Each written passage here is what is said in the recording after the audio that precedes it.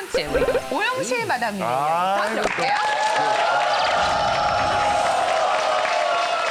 너 재벌딸이야? 이거 뭐죠? 놀라셨나요? 네. 제가 이렇게 옷을 하나 사고 가방을 하나 사고 목걸이를 하나 할 때마다 우리 남편이 하는 말이 뭐야? 당신은 재벌딸이야? 맨날 이래요. 제가 어릴 때부터 옷 사는 것도 좋아했지만 미술을 공부함으로써 토탈 패션에 눈을 떴어요. 토탈 패션이라 함은 진짜 웃기다. 통일성 있는 액세서리와 또 옷과 가방과 이렇게 신발이 비싼 것부터 싼 것까지 조화를 이루면서 색깔이 어울려져야 돼요. 그래서 세트 너무 좋아하는 거예요. 그래서 거울 앞에서 세트가 되질 않으면 외출이 안 돼요. 온갖 옷장을 다 열고 또 여기서 이 색깔이 부족했구나 하면 또 사오고 그래서 이제 어느 정도 이제 일을 하기 시작할 때 사람들이 너는 이제 걸어다니는 상품이기 때문에 정말 잘하고 다녀야 된다. 거지같이 입고 와서 일을 주면 일감을 줬다고 생각을 하고 네가 정말 멋있게 오면 네가 그 일을 도와준다고 생각하니까 네 자체가 상품이다. 뭐 이런 얘기를 함으로써 맞아. 내가 정말 남한테 업신여기지 않게 정말 잘 하고 다녀야겠다. 이런 생각을 해서 틈틈이 이제 모아둔 것들을 요즘 이렇게 옷장을 보면 특별히 비싸게 준 것들 있잖아요. 소위 명품이라 하는 것들은 시간이 지나면 정말 오래 변치 않고 그 가치가 나와야 되는데 다 그렇지만은 않아요. 이게 쓰지도 못하고 버리지도 못하고 누굴 주지도 못하는 그냥 그 옷 좀 좋아. 이런 것들이 가끔 나와요. 그때 내가 보는 눈이 부족했었나? 지금은 이러지 않나? 이런 생각을 계속 반성하면서 내가 그때 저걸 안 쓰고 조금 모아서 땅이라도 몇 평을 했으면 부동산이라도 이루지 않았나? 이런 게 뜬금뜬금 옷장을 열면서 살 때는 참 좋았으나 이 가치가 오래되지 않는 걸 보면서 너무 이게 속이 상할 때가 있어요. 그래서 이게 입는 것도 어떤 사람을 완성도 시키지만 망할 수도 있다라는 경각심을. 그래서 우리 남편이 이렇게 재벌딸이야? 그러면 제가 세 글자로 얘기하죠. 그렇다 하고 싶지만 아니요. 재벌딸은 아니지만 보기에는 재벌딸이었던 저의 후회스러운 말씀을 마칩니다.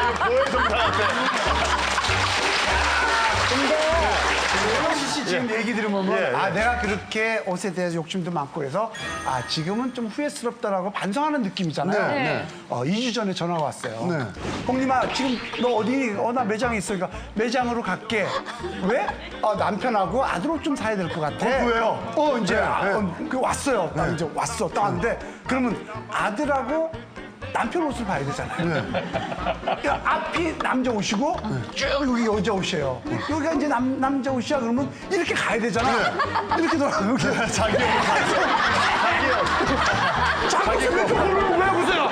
자기 거만 골랐어요. 그러니까 많이 고르니까 미안한 거야. 야 형님하고 아들 거 좀 산다며. 그러니까 야. 이거 우리 아는 언니를 선물해 줘야 될 것 같아. 그러니까 언니 거를 또 사더라고요. 그래서 그런가 보다 해서 이제 또 샀어. 그러니까 아들하고 형님 거 못 샀어. 난 진짜 언니 걸 사는 줄 알았어요. 아니었어요? 그 다음 날 색깔을 찍어서 보내줬어 나한테. 이거 근데 언니 거를 자기가 입고 구두 한때 이분이 구두 그 컬렉션이 엄청났습니다. 왜냐면 최밀다. 체멜다. 아니에요. 저는 구두 컬렉션이 엄청난 게 아니라 다 엄청나요. 솔직하다. 솔직해. 아이고 부끄러워라. 그리고 참 많이 샀어요. 네. 무전성시대 정말 무지막지하게 샀거든. 없는 거 없이 샀는데 망하니까 그게 돈이 안 돼. 안 되죠, 그렇죠. 그리고 쓰레기도 어디다 버릴 데가 없어. 맞아. 그래서 이제는 꼭 필요한 것만 사. 그렇기 때문에 항상 물건을 사면은 내가 이게 돈하고 바꾸면 이게 얼마짜리가 되지? 이래다가 아유 이거 10분의 1도 못 받아 그냥 가자 집에. 이런 마음이 생겨서 쇼핑 중독을 좀 면할 수가 있더라고요. 돈이 사실은 벌기는 버는데 그게 월급만 통장만 찍고 넘어가는 경우가 너무 많아서. 이렇게 물건으로 너무 저는 제 나이 또래 보니까 저는 기자 생활만 쭉 했잖아요. 근데 기자 생활할 때 처음에 저랑 뭐 할 때 제 친구들은 그때 막 졸업해서 대학을 들어가도 조교 뭐 이런 친구들이 벌써 박사 딴지가 오래된 교수가 됐고요. 그때 조그만 가게로 시작해서 얘 어떡하나 했던 친구들은 빌딩이 몇 개예요. 근데 저 혼자 계속 하염없이 기자 생활하는 동안에 월급은 별로 오르지도 않고 겨우 좀 돈 모아놓으면 모아놓지도 않았을 때 우리 남편 부돈 해주시고 또 제가 알아서 제 손으로 이렇게 보증 몇 번 쓰고 그러니 달랑 남은 게 집 하나예요. 사실은 집 한 칸이라도 제가 지내고 있는 것만 굉장히 대견하고 기특해요. 근데 뭐 제 주변이 좀 넉넉해서 그런지 어떤 친구는 뭐 얘 어디 뭐 가평 별장에 가볼까 뭐 제주도에 이번에 무슨 뭐 전원주택을 샀네 이런 얘기 들으면 물론 잠깐 부러워요. 아 내가 조금 더 머리를 잘 굴렸으면 기사만 쓸 게 아니라 몸소 실행을 해서 재테크를 했으면 맨 주식도 저는 사실 신문 기자는 미리 정보를 알 수도 있지만 그거는 직업적 윤리에 위배된다고 생각해서 한 주도 산 적이 없죠. 없어요? 네. 아니 관심도 안 갖고 있고요. 왜? 왜냐면 그거는 주식은 뭐 저랑 같이 성장하는 회사 같으면 사야 되지만 투기로 해서는 저는 딴 거 쓸 수가 없다라는 알량한 아무도 알아주지 않는 직업관 때문에 했는데 저는 이렇게 저렴하게 살고 있고 딴 친구도 부유롭게 살면 약간 부럽기도 하지만 근데 그게 꼭 후회되지 않는 게 뭐냐면 많이 가지면 많이 내려놔야 되고 맞아요. 막 왜 사람들이 너무 갖고 싶은데 가지면 골치 아픈 게 뭐 별장, 요트, 뭐 애인이라 그러잖아요. 갖고 싶은데 가지면 굉장히 골치 아프게 만들잖아요. 관리하기가 셋 다 없기 때문에 너무 감사하고 그거 가져봐야 매력 덩어리 하나보다 못했다. 지금 저희 집 밖에 지금 몇 개 책박스를 지금 쌓아놓고 있어요. 그래서 제가 사실은 약간 좀 지적 허영심 같은 게 있어가지고 대학 때 내가 무식하다는 거에 대한 컴플렉스가 있어. 그래가지고 그러니까 일단 책이 되면 일단 책을 일단 사놓는 거예요. 그래서 딱 꽂아놓으면 그걸 내가 읽은 것 같아. 그걸 대고 자면 내가 그걸 다 읽은 것 같아서. 근데 이래가지고 이게 이제 애들한테 해가지고 우리 큰애 낳자마자 조리원에서 나오면서부터 책을 몇 지를 산 거예요. 그거를 이제 셋을 반복을 하다 보니까 이제 집이 더 이상 주체할 수 없이 책이 너무너무 많은 거예요. 거기다가 뭐 우리 남편이 갑자기 뭐였다 당신은 무슨 초안지에 나온 이것도 몰라? 그러면 초안지 한 세트를 사야 돼 나는. 그리고 이 얘기는 노노에 나와서 그럼 노노 사기 중형을 다 사야 돼. 이러다 보니까 근데 저만 읽으면 안 되니까 또 애들용으로 사. 그러니까 집에 너무너무 책이 많아가지고 근데 저희 남편도 많이 사는데 저희 남편 그걸 다 읽어요 진짜.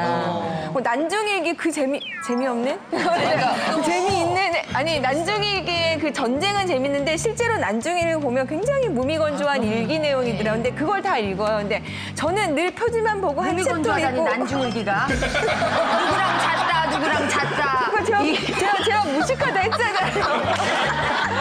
그래서 이제 그거를 버리려는데 너무 아까운 거예요. 아니 근데 이 얘기가 그러니까 여자들은 뭘 사거나 아니면 제때 투자를 못 하거나 이런 것들 때문에 그렇지만 그러면 이제 뭐 책도 남았고 아까 뭐 옷도 남았고 근데 남자들은 진짜 얘기처럼 술도 왜 먹다 보면 그냥 맛있는 그렇지. 거로 소주 하나 먹으면 되는데 그게 그렇지. 아니라 어떻게 해보면 또 그다음에는 술값으로. 비싼 걸로 가야 되고 골프 또 알아서 쳐줘야 되고 아니, 좋은 그러니까 데 가서 쳐줘야 되고 우리나라가 돈을 모을 회식이 수가 3차까지 없잖아요. 가는 문화가 내가 쏜다 때문이라고 처음부터 더치페이를 해버리면 끝이 나는데 누가 한 명 샀어요 이 사람이. 그럼 미안하니까 내가 2차는 내가 살겠고 가는 거야. 그럼 여기 있다 이 사람이. 맞아. 그럼 어쩔 수 없이 3차까지 돌게 되는 그 아버님들의 문화가 있더라고요. 그러니까 돈 못 모아서 후회했던 적 없으세요 남자분들도? 저는 대학교 때부터 돈을 벌기 시작했었어요. 네. 대학교 2학년 때부터 돈을 네. 벌기 시작해서 돈의 중요성을 몰랐고 오늘 다 쓰면 또 내일 생기니까 계속 돈을 쓰기 시작한 거예요. 그러니까 돈을 뭐 늘 많이 썼죠.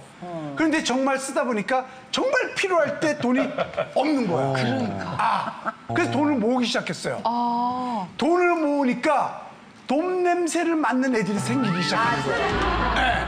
그러니까 그 모은 돈이 한꺼번에 다 날라가. 그러니까 후회가 되는 거야. 차라리 쓸 걸. 차라리 쓸 걸. 차라리 쓸 걸. 정말 이게 돈을 모으는 거는 언젠가는 모으는 기회가 오더라고. 쓰는 사람은 써야 돼. 맞아. 그래서 일리는 맞아. 네, 쓰게 되고 이제 장가를 갔잖아. 장가를 가니까 아내가 자꾸만 이제 돈을 모아야 된다 나한테 자꾸만 세뇌를 하더라고. 그래서 아, 돈을 모아야 되나? 그래서 돈을 이제 아내 몰래 비자금을 만들기 시작했는데 가만 보니까 굳이 돈을 모을 필요가 없는 거야. 왜요? 처갓집 돈이 내 돈이니까 세월이 가면 셰프가 되고 싶으셨어요? 이야. 처음 듣는 얘기. 지금까지 한 40년간 나는 연예인으로 일만 하고 살았잖아요. 근데 내 진짜 꿈이 있었는데 이건 아주 요리를 아주 맛있게 잘하는 요리사가 되는 거였어요. 근데 이제 방송 일을 하다 보니까 이게 아침에 일찍 나가서 드라마가 그래서 밤 늦게 촬영 끝나고 들어오면은 뭘 정말 배울 시간이라고는 하나도 없었어. 그리고 또 자고 나서 아침에 또 벌벌거리고 기어 나가서 촬영장 가가지고 어떤 지방 가면 3박 4일도 있고 그러다가 들어오면은 뭐 진짜 뭐 후라이 하나도 해 먹을 시간이 없게 살았어요. 그래서 나는 기껏해야 노는 날이면 애들 데리고 그냥 삼겹살이나 사다가 후라이팬에서 구워 먹이고 그냥 음식 못 배운 탓 할 시간 없다는 이런 핑계로 맨날 요리를 한번 제대로 해준 적이 없어요. 지금 생각하면 마음이 쓰리고 아프고 짠해요. 허구한 날 그냥 그 바깥 음식만 질리게 배달시켜서 먹이고 이랬으니 애들이 영양 불균형이 돼가지고 하나는 이렇게 뚱뚱해 하나는 홀쭉해. 어떻게 그럴 수가 뚱뚱이야 있지? 홀쭉이야. 그래 내가 왜 그때 정말 그렇게 요리를 배울 생각이 없었는지 정말 지금이라도 누가 날 좀 가르쳐 준다면은 좀 김치찌개 이런 거 말고 좀 특이한 거 있잖아. 뭐 불란서 무슨 음식 뭐 몽쉘티병 그런 거 특이한 거 좀 해서 애들한테 이렇게 줘서 좀 그렇게 먹여봤으면 좋겠어. 삼겹살 말고. 그러니까 말씀은 스타 셰프가 되고 싶었다고 했지만 별로였던 것 같아요. 우리가 음식점에서 먹어봐도 애지간한 눈썰미에 있는 주부들은 와서 흉내라도 내보고 욕을 첨가해보고 왜 안 되지 나는? 그리고 이제 책도 찾아보고 그러는데 그 본때는 좀 나고 싶은데 노력하고 싶은 마음도 없고. 오영실 씨. 네. 좀 되고 싶었다라는 마음만 이제 좀. 언니들한테 한 번 맞고 싶으세요?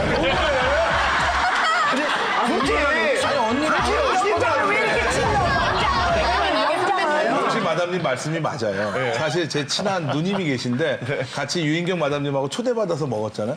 보통 일반 가정주부가 멘보사까지 하기 쉽지 않아요. 멘보사라는 요리가 뭐냐면 중국 요리 중에 식빵 사이에 새우를 넣어서 튀긴 요리. 튀긴 요리. 그거 진짜. 근데 이게 실력이 있으면 멘보사까지 만드세요, 그 누님은. 독학으로. 딱 한 번 먹어보면 그걸 만드는 거예요. 이게 시간이 재능이 많으시니까 그렇지. 네? 시간이 많으시니까. 아니요. 이순아 마담님은 정말 재능이 없으신 거예요, 요리에. 요리에 대해서 남매, 정말. 완벽하게 재능이 없는 거예요. 나만 그 성격 되게 얘기를 너무 오영식 마담님 할 말은 아닌 것 같아요. 아셔야 될 게 예. 본인이 잘한다는 그게 정확하지 않을 수 있다는 걸 그렇죠. 아셔야 돼요.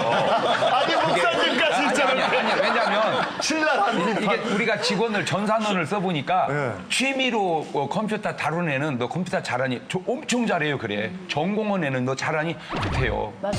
예, 미국에서 살다 온 사람은요 영어 잘하겠네. 아우 저 영어 못해요. 근데 여기서 좀 열심히 한 애는 영어 진짜 다 잘해요.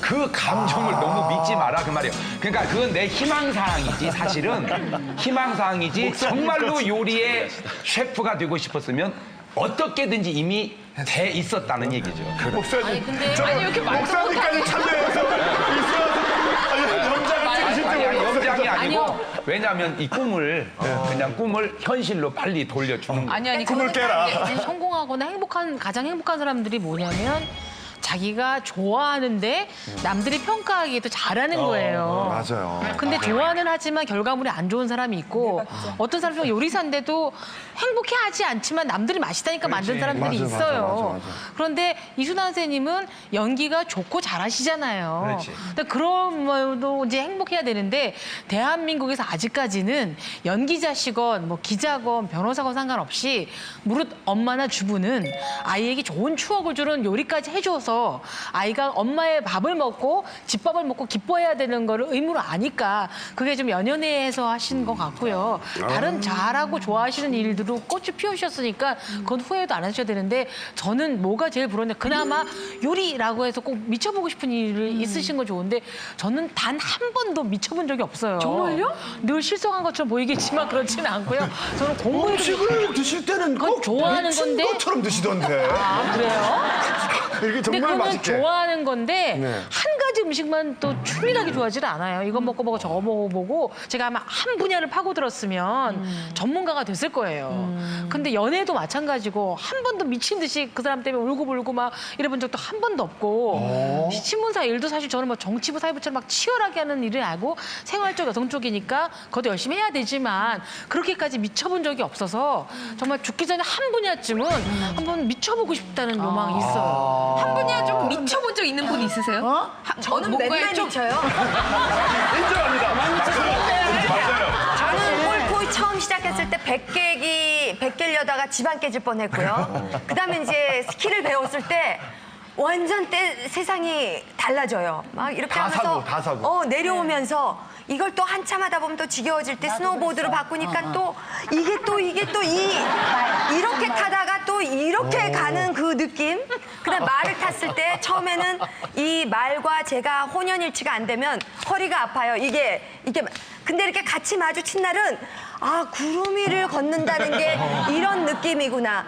뭐 골프가 최고라고 하지만 그 말 탄 사람 4-5명이서요. 외승을 그 숲길을 걸으면은요. 이런 게 없는 거예요. 뭐 이렇게 한 번씩 맨날 미치니까 우리 남편이 또 이번엔 제가 뭐에 미칠까 겁내해요. 네, 하여튼 그렇게 해서 쏟아부은 돈들이 엄청 많아서 내가 이런 걸 안 배웠으면 또 부동산이 하나 있었을 텐데라는 생각을 하지만 굉장히 저를 스펙터클하고 이렇게 문화적으로 살을 찌워서 어디 가서 이렇게 바보 꽂아놓은 그 보리자루처럼 앉아있진 않아요. 후회가 안 되겠네요, 잡기에 그러면. 굉장히 능하지만 그렇다고 이게 또 생산적이지 않는 약간 딜레마는 있지만 뭔가 맨날 배워가지고 많이 미쳤었어요. 사회적으로 굉장히 성공을 거두신 분들 집에 가서 인터뷰를 해보면 참 성공한 게 부럽기도 하면 안타깝기도 한 게 뭐냐면 제대로 된 가족 사진이 없어요. 아이고. 맞죠. 예. 그러니까 부인하고 자식만 휴가를 가고 본인은 뭐 비행기로 날아다니면서 하기도 하고 항상 거기에 빠져 있는 거 식탁에서도 늘 빠져 있고 그래서 그 점이 아까 뭐 양재진 원장이 죽을 때 후회하는 건 해본 일을 후회하는 게 아니라 안 해본 일을 하는 것처럼 가족과의 더 많은 시간을 못 보내지 아니 못했을까. 저희 집도 가족 사진이 많지 않은데 이유가 살을 뺀 다음에 찍으려고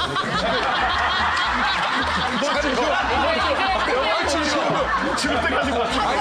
살을 좀 빼고 찍어보려고 하니까 찍을 시간이 없는 거야 이게. 찌는 상태가 안 되는 거지. 사람의 기억이라는 게 얼마나 이 가증스럽냐면은 제가 한참 그 포토샵 이렇게 기능을 막 익혀가지고 신나서 할 때 제가 안 간 여행 사진에다가 합성을 이렇게 넣었거든요. 넣어서 그걸 인쇄 프린트 출력을 해가지고 이렇게 앨범에다 해놨는데 아내가 몇 년이 지난 다음에 이렇게 보면서 여보 이때 정말 재밌잖아. 나는 간 적이 없는데 사람이 가족 사진 이런 거에 너무 연연해 할 게 아닌데 넣으면 되는군요. 나중에 이렇게 보면은 갔는지 안 갔는지 잘 몰라. 아니 근데 아빠들이 가져갔기 때문에 배경이 잠깐 맞아. 바뀌어서 그런 거지. 갔으니까. 그러니까 휴가가 아니구나. 씨도 어떻게 보면 연극부터 쭉 일만 하고 사신 부분이 있어서 후회된다는 거의 게 작품에 있나요? 쉬지 않고 계속. 예. 저는 뭐 전공도 연극을 전공했고, 근데 평생 한 것도 연극. 그러니까 연극밖에 모르는 거죠. 지금 방송이나 영화는 어떻게 보면 연극의 그 연장선이니까. 근데 그 일을 열심히 해왔다는 게 저의 굉장한 자랑이고. 예, 그리고 후회가 전혀 없어요. 다들 행복하시. 그러니까 그걸 해가지고 연극을 해가지고 내가 무슨 부귀 영화를 누리겠다는 그게 없으니까. 그런데 제가 지금까지 제일 내 인생에서 잘했다는 게 결혼인데 네. 그러니까 저는 그 결혼 생활이라는 게 밖에서 내 약간 떡밥가지고 갑자기 이제 제자리로 돌아왔네. 그 밖에서 내 일만 열심히 하면은 결혼 생활도 잘하는 줄 알았던 거예요. 근데 그건 아니었다. 네. 결혼 잘하니까 배역이 독립군 이런 건 못해. 때 이제 이번 여름 휴가 때 아빠 없이 갔어요. 처음에는 진짜 저는 너무 패닉이어가지고 이틀은 진짜 울면서 다녔거든요. 근데 애도 셋이잖아. 3일째부터 아빠가 없으니까 너무 좋은 거예요. 그리고 너무 편한 거예요. 그리고 아빠가 있으면 우리 가족만 이렇게 바라보고 가는데 이제 패키지 여행을 가노니까 주위 사람들하고 다 친하게 지내니까 너무 재밌어요. 그러니까 이게 정말 아빠가 틈을 주면 안 되겠다는 생각이 드는 게 저희가 어느 순간 갑자기 아빠 없는 생활에 익숙해지다 보니까 이제 다음에 여행 계획을 살 때 만약에 아빠가 안 간다 그러면 오케이. 이렇게 할 것 같더라고요. 근데 그 얘기를 제가 가이드한테 했더니 정말 엄마들만 아이를 데려오는 여행하는 사람들이 너무 많다는 거예요. 오히려 아빠랑 같이 오는 가족이 별로 없대요. 그래서 이게 아빠들이 정말 조금만 틈을 주면 내가 이걸 열심히 일해가지고 내 가족들이 나한테 고마움을 갖겠지 그게 아니라 아빠 없는 삶이 편해져서 너무 좋다는 거죠. 저쪽은 즐거워요, 지금. 지금 그 아빠가 얼마나 좋을지 부러워하고 있었어요. 아니 저희 남편은 3kg 빠졌어요. 이번 기회에 저희가 지금 우리 갑시다. 와이프가 외국 가 있잖아요. 동심이가 지금 촬영 이 시간이 너무 좋아요. 빨리 끝나고 집에 가고 싶어요, 저는. 와이프 없으니까. 얼마나 좋은데. 다른 마담님들 혹시 나는 안 그랬으면 고상하게 살았을 텐데 진짜 이건 후회된다. 가끔씩은 한 번씩 언뜻 스치지 않나요? 저는 이제 진짜로 저희가 친정 엄마한테 엄마 애 낳는 게 그렇게 아프다는 거 왜 나한테 얘기를 안 해줬어? 그리고 왜 애를 낳을 때마다 또 낳으라고 그러고 또 낳으라고 그랬어? 엄마한테 한 번은 진짜 제가 정말로 이렇게 울면서 한번 항의를 한 적이 있을 정도로 제가 결혼이라는 게 이렇게 힘들고 애 낳고 키우는 게 이렇게 힘들지 진짜 저는 몰랐어요. 그런데 물론 보람은 있고 너무 행복하기는 한데 어느 날 저희 남편이 잡다가 제가 저희 남편한테 그랬어요. 대한민국에서 여자로 산다는 건 너무 불공평한 것 같아. 그러면 저는 그때 그 다음에 저희 남편의 대답이 그럼 당신 힘들지. 이게 대답인 줄 알았는데 무슨 소리야. 대한민국이 그래도 발전한 나라야. 미국도 그렇고 유럽도 그렇고 어디 다 그래. 아랍은 더해. 이런 얘기가 저희 남편한테 그 얘기가 돌아왔을 때 아 이게 여자와 남자의 차이구나. 도대체 남성들로부터 이해받는 건 정말 어려운 거야. 저희 남편이 저를 안 사랑하는 건 저는 아니란 거 알아요. 그런데도 불구하고 그런 부분이 그냥 이 삶이 너무 당연하다고 생각했던 걸 다시 한번 생각해보고 싶은 생각이 가는 길도 있다는 걸. 근데 아내들은 이렇게 얘기하는 남자들은 제가 이 질문을 하면 당연히 후회하죠라는 답이 나올 거기 때문에 그거 말고 혹시 집에 있는 아내가 나와의 결혼을 후회하는 것 같다고 느껴질 때는 없으세요? 목사님 있었어요? 사모님이? 아니요, 그 사람은 특이해요. 특이해. 하여튼 일반 여자는 아니에요. 맞아요. 그 사람이 결혼할 때 기도를 딱 하나 했대요.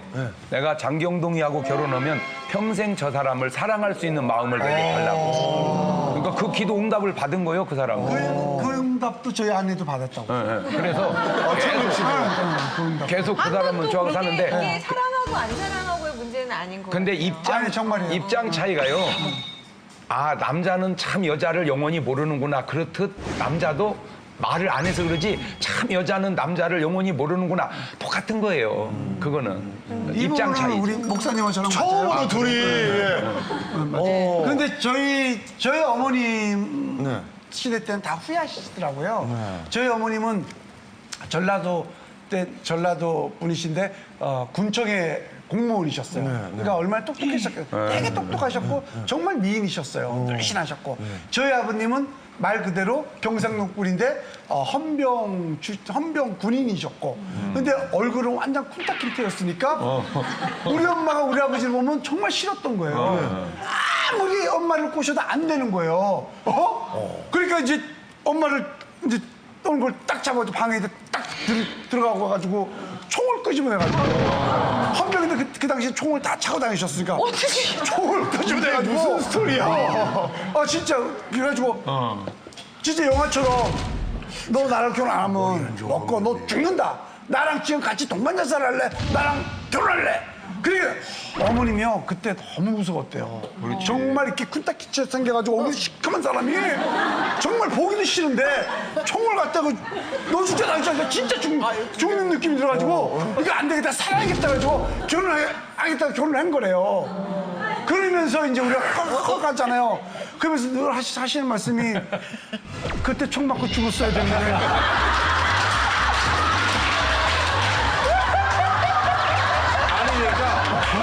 당신에게 발동을 박으려고. 그러니까 진짜로 아버지 선생님은 그때 총 맞고 죽었어야 돼.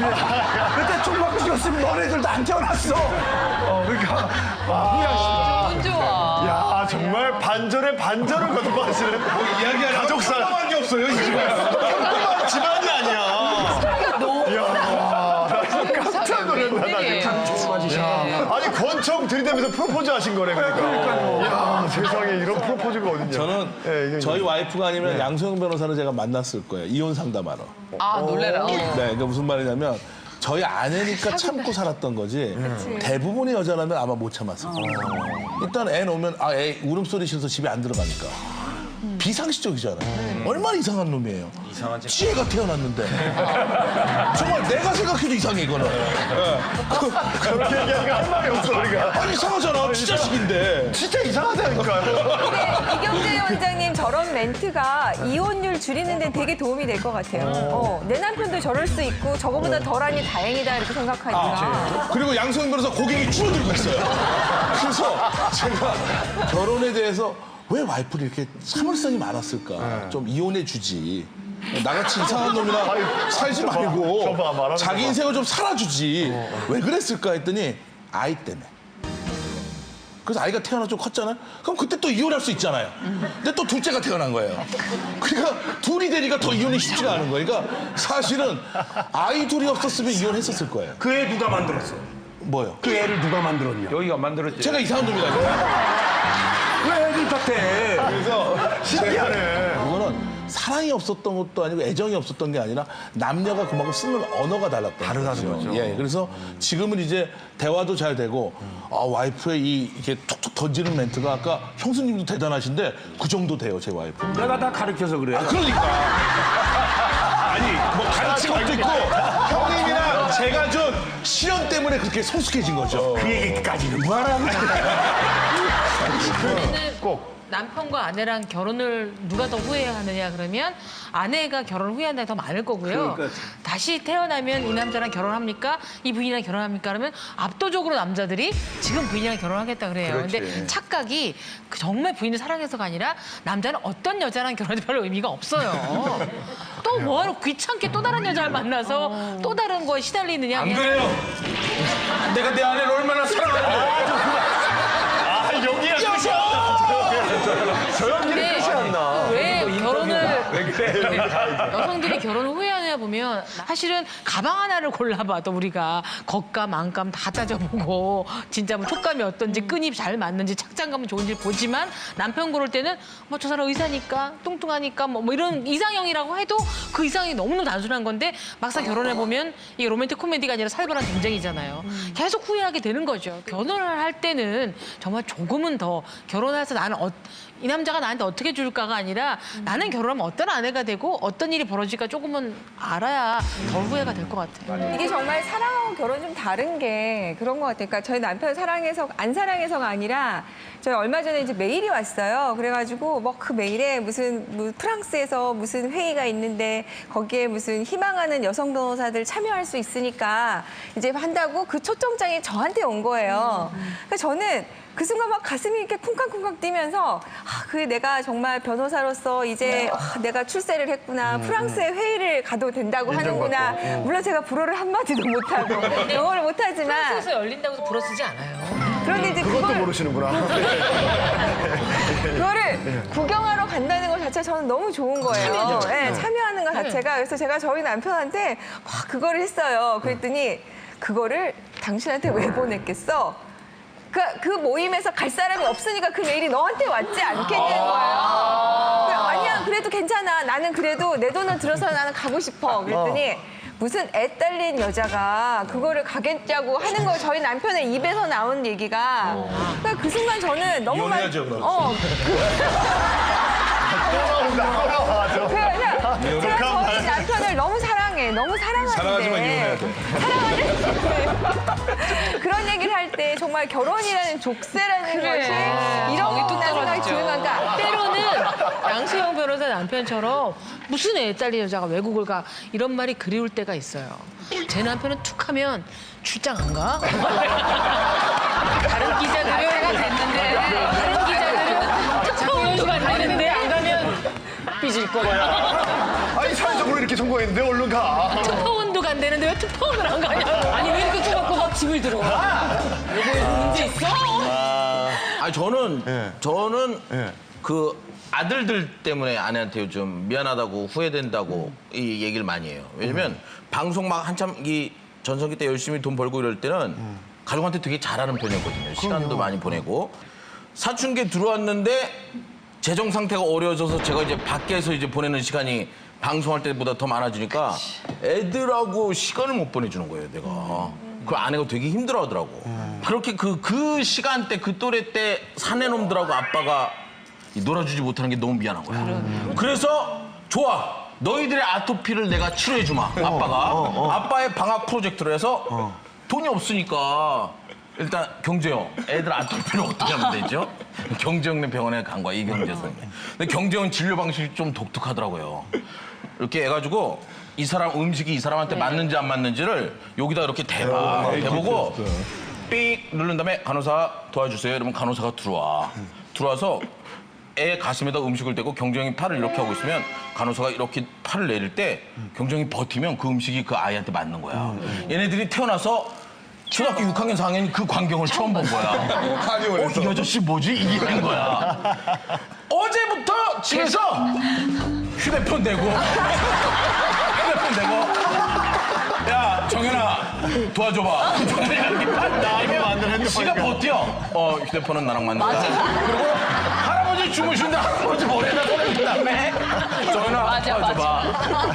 할아버지 나랑 맞는다. 그렇게 노는 모습을 좀 보면서 야 이게 아빠가 이 시간에 이 또래 애들하고 특히나 사내놈들하고 시간을 보내줘야 되는데 물리적으로 그게 안 되는 거에 대한 그 미안함과 후회 그런 게 있더라고요. 해도 후회 안 해도 후회인데 목사님 어떻게 살아야지 좀 덜 후회하고 그렇게 살 수 있을까요? 후회는 아무리 빨라도 늦잖아요, 이미. 그렇죠? 후회는 지나갔으니까 후회할 거 아니에요? 그래서 아까 원장이 말씀한 것처럼 정말 후회되는 삶을 살지 마라. 후회되는 삶을 살지 말고 일단 살았으면 절대 후회는 하지 마라. 제가 심한 말이라도 보태서도 붙이고 싶은데 또 부작용이 생길 것 같아서 정말로 내가 인간으로서 할 수 없는 짓을 하면 안 되잖아요. 근데 이미 해버렸어요. 그래도 후회는 하지 마라.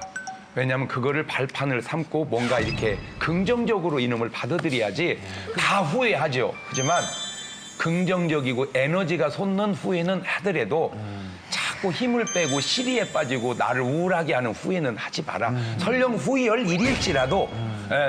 그래서 중요한 거는 항상 삶을 긍정적으로 이렇게 보고 그렇게 살아가는 삶이 그나마 후회를 줄이고 더 행복한 삶이라고 저는 느낍니다. 맞습니다. 아직까지 구독과 좋아요 안 누르셨어요? 지금 당장 눌러주세요.